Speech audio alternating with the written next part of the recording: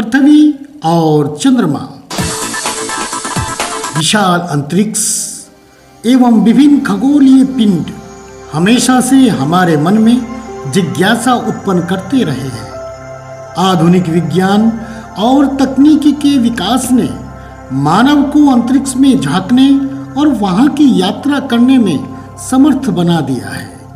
आइए इस पाठ में हम आकाशीय पिंडों एवं अंतरिक्ष में होने वाली विभिन्न घटनाओं के बारे में जानकारी हासिल करते हैं। हम जानते हैं कि चंद्रमा हमारी पृथ्वी का एकमात्र प्राकृतिक उपग्रह है। जिस प्रकार पृथ्वी अपनी धुरी पर घूमते हुए सूर्य की परिक्रमा करती है, उसी प्रकार चंद्रमा भी अपनी धुरी पर घूमते हुए पृथ्वी की परिक्रमा करता है। इसके साथ साथ चंद्रमा सूर्य की भी परिक्रमा करता रहता है। बच्चों, आपको पता है, रात में सबसे तेज चमकने वाले चंद्रमा का अपना कोई प्रकाश नहीं होता। यह सूर्य के प्रकाश से प्रकाशित होता है। यह प्रकाश परावर्तित होकर हमारी पृथ्वी पर लगभग 1.25 सेकंड में पहुंचता है।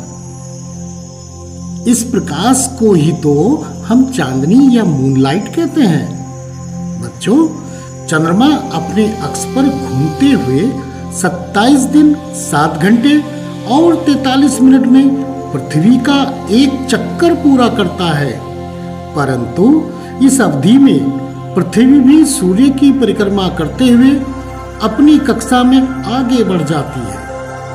इसलिए पृथ्वी पर किसी स्थान के ऊपर से पूरी पृथ्वी की परिक्रमा करके फिर उसी स्थान के ऊपर आने में चंद्रमा को 29 दिन 12 घंटे और 44 मिनट लगते हैं। इतने ही समय में चंद्रमा अपने अक्ष पर एक चक्कर पूरा करता है। आइए अब चंद्रमा की कलाएं यानी फेसेस ऑफ मून के बारे में जानते हैं। बच्चों, हमें रात में चंद्रमा के अलग अलग आकार और रूप दिखाई देते हैं। यह एक हंसिया जैसी आकृति से शुरू होकर हर रात बड़ा होते होते थाली सा गोल दिखाई देता है। इसके बाद यह घटना शुरू करता है और घटते घटते बिल्कुल छिप जाता है। इसके बाद यह फिर बढ़ना शुरू करता है और यह क्रम चलता रहता है। और आपको पता है, जिस रात चंद्रमा थाली सा गोल दिखाई देता है उस रात को हम पूर्णिमा कहते हैं, और जिस रात चंद्रमा बिल्कुल नहीं दिखाई देता उस रात को हम अमावस्या कहते हैं। इस बदलाव को ही हम चंद्रमा की कलाएं कहते हैं। ज्योतिष के अनुसार अमावस्या से पूर्णिमा तक यानी बढ़ते चंद्रमा के पखवाड़े को शुक्ल पक्ष तथा पूर्णिमा से अमावस्या तक घटते चंद्रमा के पखवाड़े को हम कृष्ण पक्ष कहते हैं। बच्चों, आइए अब हम एक और अद्भुत खगोलीय घटना के बारे में जानकारी हासिल करते हैं।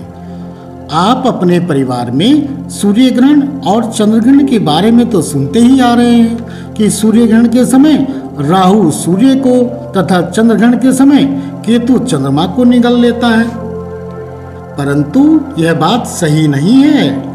भारत के महान खगोल शास्त्री आर्यभट्ट ने लगभग 1600 वर्ष पहले इस मान्यता का खंडन किया।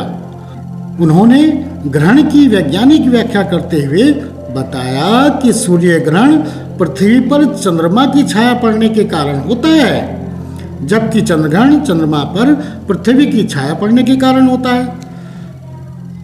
वैज्ञानिकों के अनुसार जब सूर्य और पृथ्वी के बीच चंद्रमा आ जाता है तो इस स्थिति में चंद्रमा की छाया पृथ्वी पर पड़ती है, जिससे सूर्य ग्रहण होता है, और यह अमावस्या को ही होता है।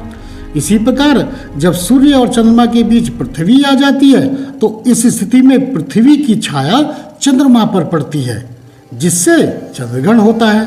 यह पूर्णिमा को ही होता है। बच्चों, क्या आपको पता है, वैज्ञानिकों के अनुसार सूर्य ग्रहण के समय सूर्य से खतरनाक किरणें निकलती हैं। ये किरणें हमारी आंखों के लिए बहुत हानिकारक हैं और हमें अंधा भी बना सकती हैं। इसलिए सूर्य ग्रहण को कभी भी नंगी आंखों से नहीं देखना चाहिए, इसे विशेष चश्मे से ही देखना चाहिए। तो बच्चों, इस पाठ में आज आपने पृथ्वी और चंद्रमा तथा अंतरिक्ष में होने वाली विभिन्न घटनाओं के बारे में जानकारी हासिल की। अच्छा बच्चों, जय हिंद। मैं अशोक कुमार, पूर्व माध्यमिक विद्यालय रजपुरा, विकास खंड कोतवाली, जनपद बिजनौर।